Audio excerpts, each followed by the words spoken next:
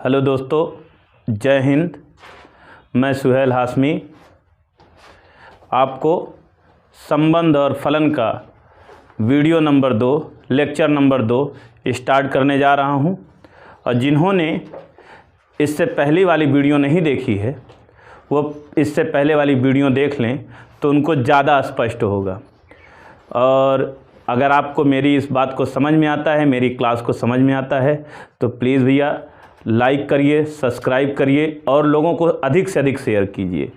आपसे रिक्वेस्ट है, जितना आप अधिक से अधिक शेयर करेंगे, ये फ्री में क्लास आपको मिल रही है। अगर आपको अच्छा लगता है, समझ में आता है, तो इतना ज़रूर आप करिए कि जिससे मैं भी आगे, मेरा भी मोटिवेशन हो सके और मैं आगे और भी आप लोगों के लिए अच्छी अच्छी क्लासेस लेके आऊँ।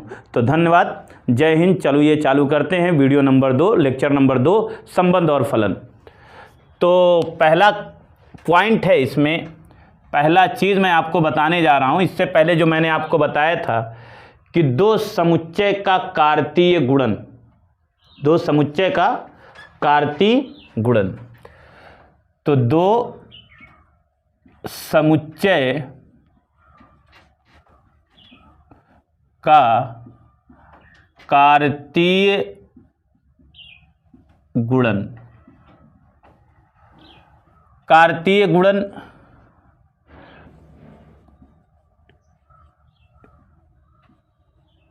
Cartesian product of two sets, दो समुच्चयों का कार्तीय गुणन यदि a बराबर 1, 2, 3 है, b बराबर 4 और 5 है। दो समुच्चय दिख रहे हैं आपको। उसके बाद आप इनका कार्तीय गुणन a क्रॉस b कैसे निकालते हैं? 1 और 4, 1 और 4, 1 और 5, 2 और 4, 2 और 5, 3 और 4, 3 और 5। यही भैया। अच्छा, आपको कल मैंने इसके बारे में और भी चीज़ें बताई थी कि आप एक क्रॉस बी अगर आपको नहीं आता है तो ये इससे आसान कोई तरीका नहीं है। ए पहले आप देखिए, पहला जो इधर है बाएं साइड से, ए में कितने अवयव हैं? 3। तो 3 ब्रांच इसकी निकाल लीजिए। कौन कौन? 1, 2 और 3। बी में कितने अवयव हैं? 4 और 5, 2 अवयव हैं। तो प्रत्येक में 2 निकाल लीजिए। अगर बाई चांस यहाँ 3 होता तो प्रत्येक में 3 निकाल लेते। यहाँ पे 5 अवयव होते तो प्रत्येक में 5 अवयव आप निकाल लेते। तो कितने अवयव हैं? 4। तो हो जाएगा 4 और 5, फिर ये 4 और 5, फिर ये 4 और 5। तो आप देखिए वही बन के आएगा 1 4, 1 5, 2 4, 2 5, 3 4, 3 और 5। अगर आपको दिक्कत और होती, अगर कोई आदमी पूछता है बी क्रॉस ए कैसे निकलेगा, तो अगर आपको मैंने बताया तो आप बी क्रॉस ए आप देख सकते हैं। बी क्रॉस ए के लिए आप पहले 2, बी में कितने अवयव हैं? 4 5, तो 2 निकाल लीजिए। 4 और 5, 2 ब्रांच। और फिर ए में कितने हैं? 3, तो प्रत्येक में 3, 1 2 3, 1 2 और 3। अब बी क्रॉस ए वाला जो एलिमेंट बनेगा अवयव, आप ऐसे लिख लीजिए 4 कामा 1, 4 कामा 2, 4 कामा 3, फिर 5 कामा 1, 5 कामा 2 और 5 कामा 3।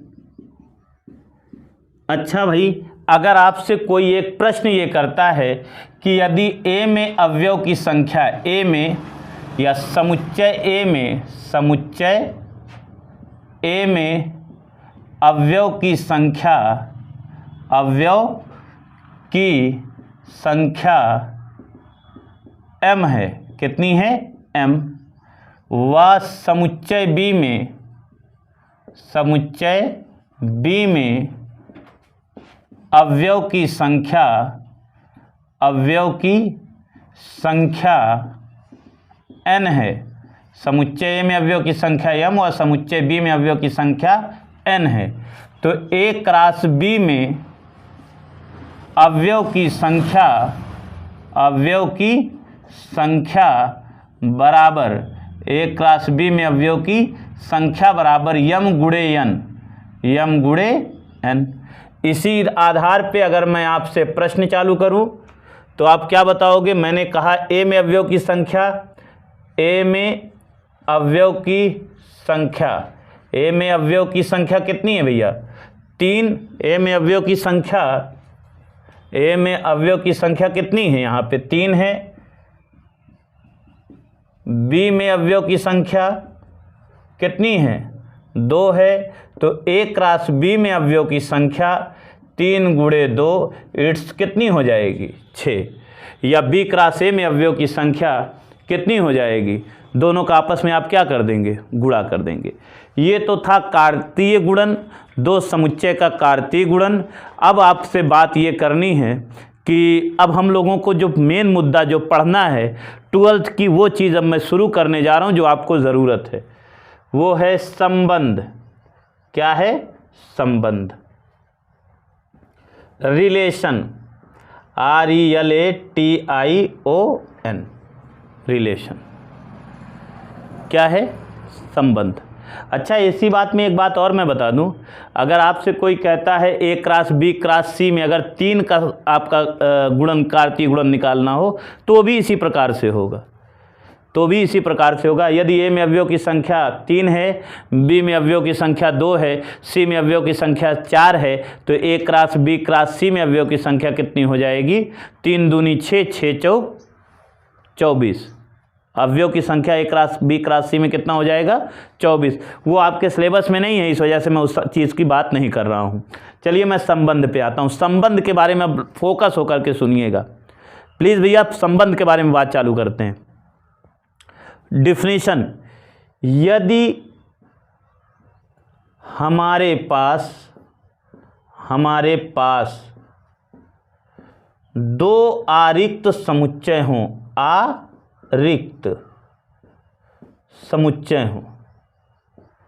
यदि हमारे पास दो आरिक्त क्या हों?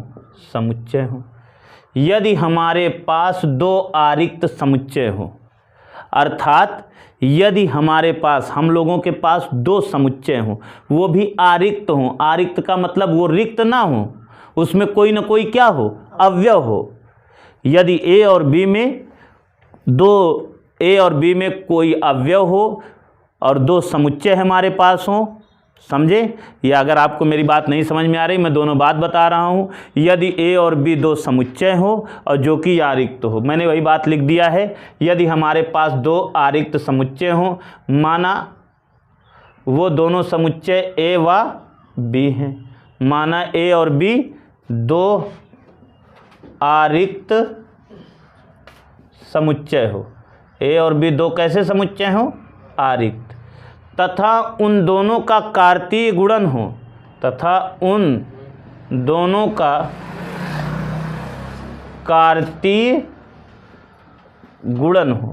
उन दोनों का क्या हो?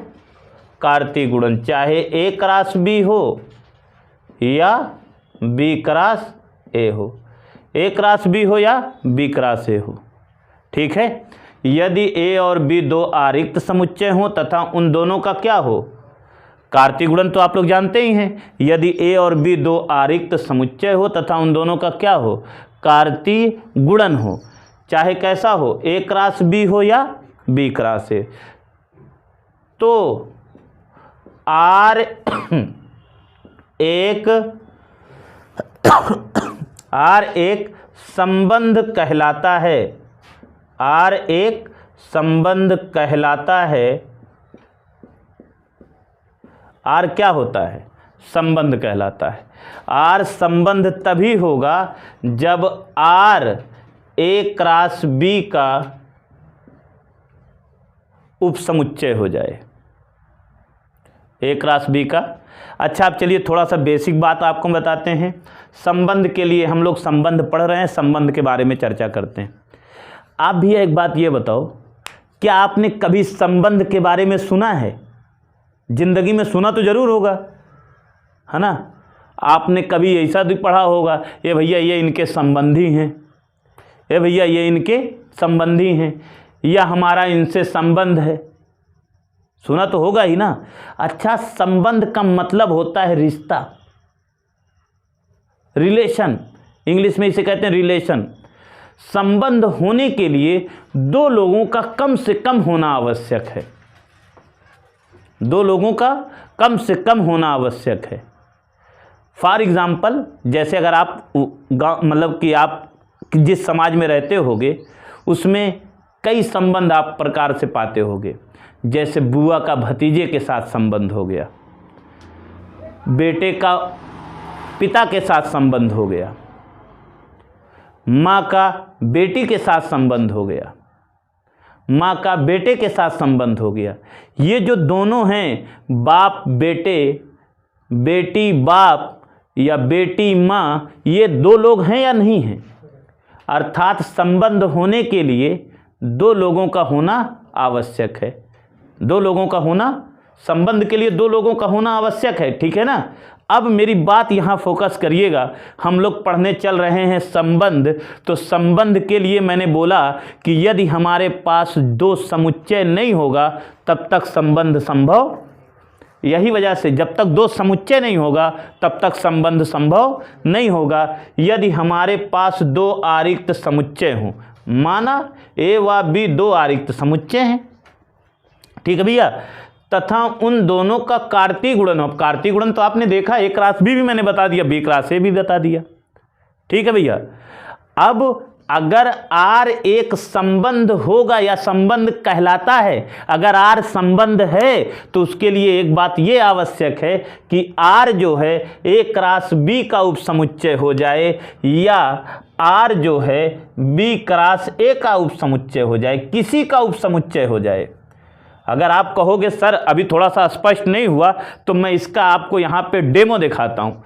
जैसे आपने देखा भैया, आप देखिएगा, थोड़ा ध्यान दीजिएगा। आपने देखा कि आप यहाँ पे देखिए, ए क्रॉस बी आपने बनाया, ए क्रॉस बी आपने बनाया, इसका ये वाला अवयव देखिए, ये वाला मैंने ले लिया R1 बराबर 1,4, बंद कर लिया 1,4। तो R1 जो है ए क्रॉस बी का उपसमुच्चय हुआ या नहीं हुआ। अरे भाई, R1 वाला जो अवयव है यहाँ है या नहीं है, है ना। बात समझ में आई। आप यहाँ पे देखिए 1,5, जैसे एक ये हो गया। अब अगला मैं बता रहा हूँ R2, तो 1,5। अब आप अगर जान गए, आप कहोगे सर क्या R3 बराबर ये भी लिख सकते हैं 2,4, क्यों नहीं लिख सकते भैया। R4 बराबर, अगर मैं ये कहूँ 1,4 और 1,5, अभी तक तो मैं एक एक अवयव ले रहा था, ये भी हो गया। ऐसे और बन सकते हैं R5 1,4 2,4, ऐसे दो वाले भी बहुत सारे अवयव बन सकते हैं। वैसे अभी ये एक एक वाले अवयव कुछ बनने थे, फिर मैंने ये दो दो वाले कुछ अवयव बना दिए। अब मैं 3 वाले भी लेकर के आपको दिखाता हूँ।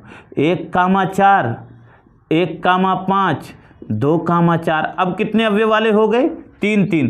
तो ऐसे बहुत सारे संबंध बन सकते हैं। तो संबंध के लिए मैंने क्या बोला, संबंध के लिए मैंने यही बोला, यदि हमारे पास दो समुच्चय हों, यदि हमारे पास दो समुच्चय हों, दोनों का कार्तीय गुणन हो, दोनों का क्या हो, कार्तीय गुणन हो, तो आर संबंध होगा। आर संबंध होगा। कब आर संबंध होगा, जब आर ए क्रॉस बी का या आर बी क्रॉस ए का उपसमुच्चय हो जाए। ठीक है, एग्जाम्पल के लिए मैंने ये बताया। अभी बहुत सारी चीज़ें इसमें बतानी है, तो अगर मेरी बात समझ में आ रही है तो बताइएगा, लाइक करिएगा और सब्सक्राइब करते रहिए भैया। और मेरी बात को अगर आपको समझ में आ रही तो आप कमेंट भी करते रहिए, समझ में आ रहा है, समझ में आ रहा है। तो अभी आपने देखा, यदि हमारे पास दो समुच्चय हों और दोनों आरिक्त समुच्चय हों, तो अगर हम उनका कार्तीय गुणन करें, जब कार्तीय गुणन कर दें, यदि R A क्रॉस B का या B क्रॉस A का उपसमुच्चय हो तो R क्या कहलाता है? संबंध कहलाता है। ठीक है भैया। अब 1 2 3 बातें मैं आपको बताने जा रहा हूँ, उसके बारे में ध्यान से सुन लीजिए। जैसे आपको समझाने के लिए, यदि मैंने A बराबर ले लिया 1 2 3, B बराबर मैंने ले लिया A और B, तो A क्रॉस B आप जानते हैं क्या निकल के आ जाएगा? 1A। देखिए ऐसे भी जल्दी कर सकते हैं, 1A 1B, 2A 2B, 3A 3B, ये आ गया। ठीक है, इतनी बातें। अगर मैं कहूँ इसके संबंध लिखने हैं, संबंध, तो मैं जैसे लिख लिया R1 बराबर एक अवयव ले रहा हूँ भाई, R2 बराबर 1B, R3 बराबर 2A, R4 बराबर 2B, R5 बराबर 3A, R6 बराबर कितने? 3B। अब एक अवयव वाले बात खत्म हो गए, एक अवयव वाले संबंध खत्म हो गए। अब मैं आपको दो अवयव वाले, R7 बराबर 1A और 1B, R8 बराबर 1A और 2A, R9 बराबर 1A 2B, R10 बराबर 1A और 3A, R11 बराबर 1A और 3B। अब ये इसका सबके साथ कॉम्बिनेशन हो चुका है, इसका सबके साथ कॉम्बिनेशन। वैसे R12 बराबर, अब इसका लेंगे सबके साथ। अब कहोगे क्या सर ये ले सकते हैं? तो भैया समुच्चय के सिद्धांत के अनुसार वही अवयव को दोबारा लिखने से कोई मतलब नहीं है। R12 बराबर 1B और 2A। ऐसे भी दो अवयव वाले बहुत ढेर सारे हो सकते हैं। अब कितना अवयव बनाया जा सकता है ये आपसे पूछेगा नहीं। हाँ, नंबर ऑफ रिलेशन कितने हो सकते हैं, संबंधों की संख्या कितनी होती है, ये आपसे कभी पूछ सकता है। कोई कॉम्पिटिटिव एग्जाम में ये प्रश्न आपसे पूछ सकता है, यदि A में अवयव की संख्या बराबर है m तथा B में अवयव की संख्या बराबर है n, तो संबंधों की कुल संख्या